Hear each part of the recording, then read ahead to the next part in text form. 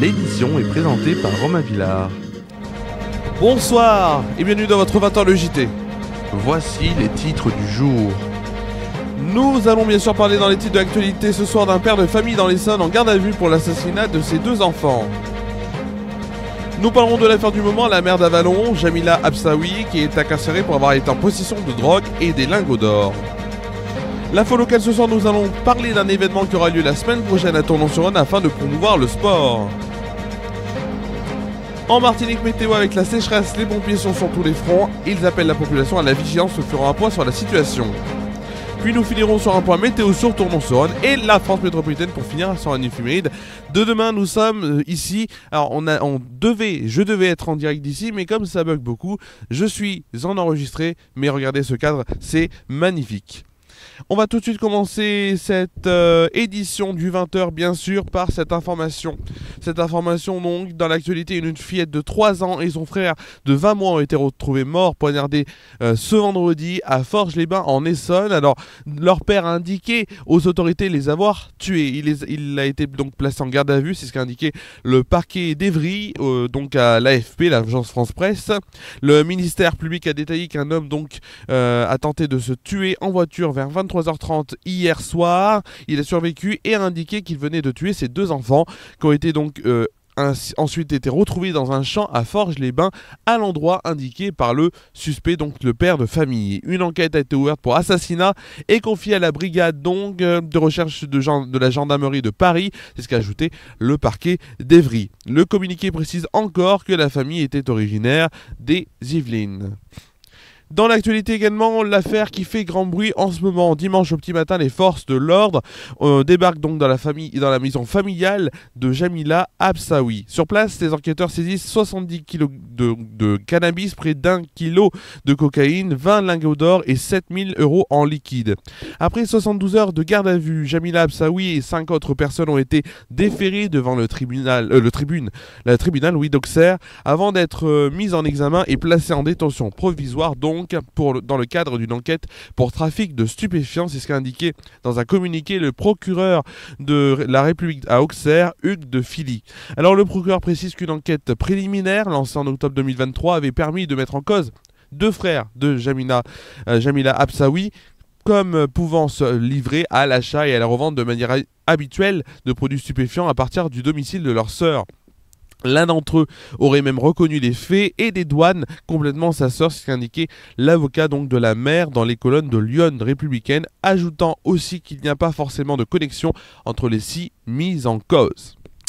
Dans l'actualité locale, nous allons évoquer donc un événement qui aura lieu la semaine prochaine, du lundi au vendredi, donc du 15 au 19 avril au Parc des Sports. Léon Saucé, piste Kevin Meyer, le coup d'envoi et le coup de sifflet du lancement de la 5e édition des sports, donc de sport pour tous, sera donné lundi, donc lundi prochain à 19h15. Chaque soir, une nouvelle discipline donc est proposée au public donc éloigné de la pratique sportive. On aura donc de l'athlète fit lundi entre 19h15 et 20h30. Mardi, le tennis de 19h à 20h. Le mercredi, ce sera du self-défense entre 19h et 20h. Du fit foot le jeudi entre 19h et 20h. Et vendredi, de la savate forme entre 19h et 20h. Les séances gratuites et sans inscription donc sont organisées par la ville de Tournon-sur-Rhône dans le cadre du label Terre de Jeux en partenariat avec les clubs sportifs locaux. L'objectif donc est de mettre bien sûr plus de sport dans la vie des personnes éloignées de la pratique sportive en leur proposant des séances d'initiation durant une semaine. Rendez-vous seul, en famille ou encore entre amis pour découvrir les activités sportives et leurs bienfaits sur la santé. Je vous invite à y aller. En plus, c'est pendant les vacances scolaires, donc c'est fait exprès. Direction maintenant la Martinique où les soldats du feu, donc où les soldats bien sûr du feu de Martinique sont sur le qui-vive depuis plus d'un mois donc.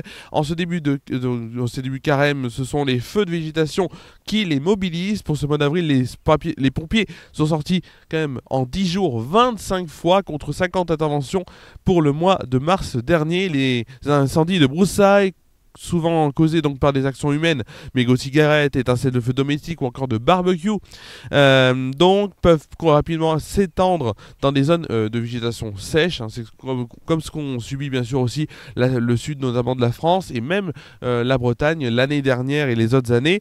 Alors bien sûr ces incidents représentent les principales sources d'incendie identifiées par les pompiers qui soulignent l'importance de la vigilance et encouragent la mise en œuvre de mesures préventives. La Martinique malheureusement contrairement à l'Hexagone n'adopte pas de renforcement spécifique des effectifs de pompiers pendant la période sèche. Les opérations des casernes sont structurées autour d'un schéma départemental d'analyse et de couverture des risques adapté aux particularités d'intervention de l'île. Les 20 secteurs d'incendie et de secours sont équipés et prêts à répondre rapidement aux incidents. Ils sont donc munis notamment de véhicules spécialisés comme l'indique l'état-major du STIS, le service territorial d'incendie et de secours. Même pendant la sécheresse, il n'existe pas de zone spécifiquement plutôt plus touchée par les feux de broussailles ou d'autres incendies nécessitant une intervention accumulée des pompiers.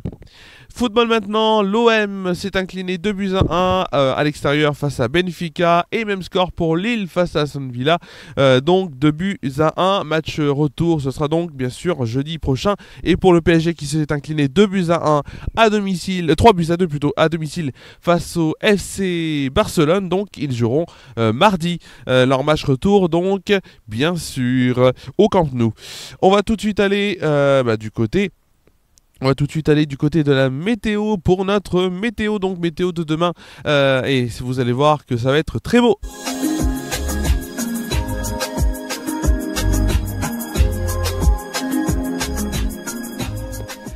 Et oui, il va faire très bon, on va voir déjà pour les températures et le temps à Tournon-sur-Rhône bien sûr, avec donc une journée de samedi qui s'annonce assez belle, un ciel voilé demain matin, 14 degrés de moyenne pour les températures. Pour l'après-midi, le temps sera identique, toujours un ciel voilé qui sera présent, 26 degrés de moyenne et 27 degrés au meilleur de la journée. On va tout de suite aller sur la France métropolitaine, regardez avec cette carte pour demain.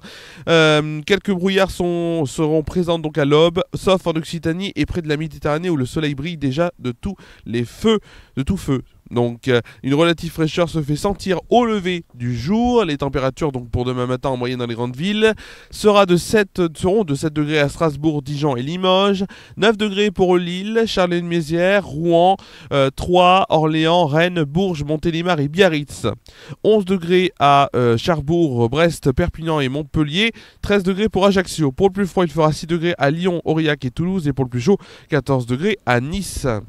Pour le temps et les températures pour demain après-midi, c'est tout de suite avec bien sûr demain après-midi le soleil qui brillera partout, même si un léger voile envahit parfois le ciel près de la Manche. Il fait chaud pour la saison avec jusqu'à 30 degrés dans le sud-ouest. Bien sûr pour les températures, donc demain après-midi, 23 degrés à Lille, 24 degrés pour Rouen, Rennes et Dijon, 26 degrés à Paris, Orléans et Limoges, 29 degrés pour Bordeaux, Toulouse et Montélimar. Pour le plus froid, il fera 16 degrés pour Brest et pour le plus chaud, Montpellier aura la température de 30 degrés donc. Et localement, il pourrait y avoir plus, notamment dans le sud-est, comme je vous l'ai dit il y a quelques secondes. Pour l'éphéméride de demain, nous fêterons demain les Ida. Le soleil se lèvera à 7h03 pour se coucher à 20h40. Précise, nous gagnerons ainsi 3 minutes de soleil. Le dicton pour demain, avril venteux rend le laboureur joyeux. Je répète le dicton, avril venteux rend le laboureur joyeux. C'est la fin de cette météo.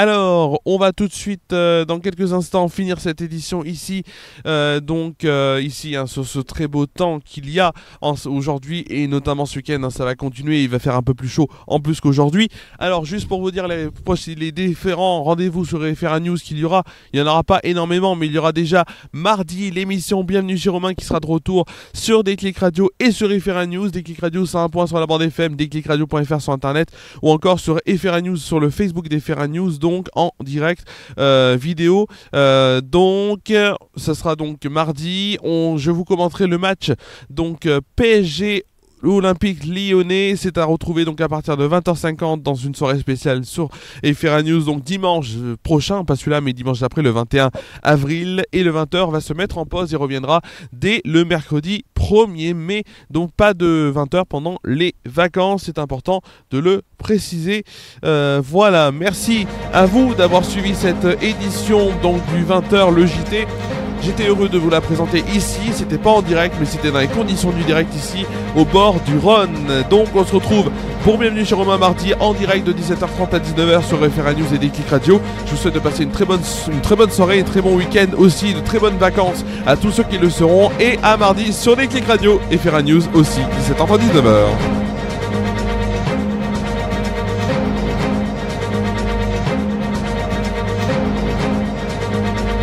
Cette émission a été présentée et préparée par Romain Villard. Cette édition est à retrouver sur les chaînes Facebook et YouTube d'Efera News.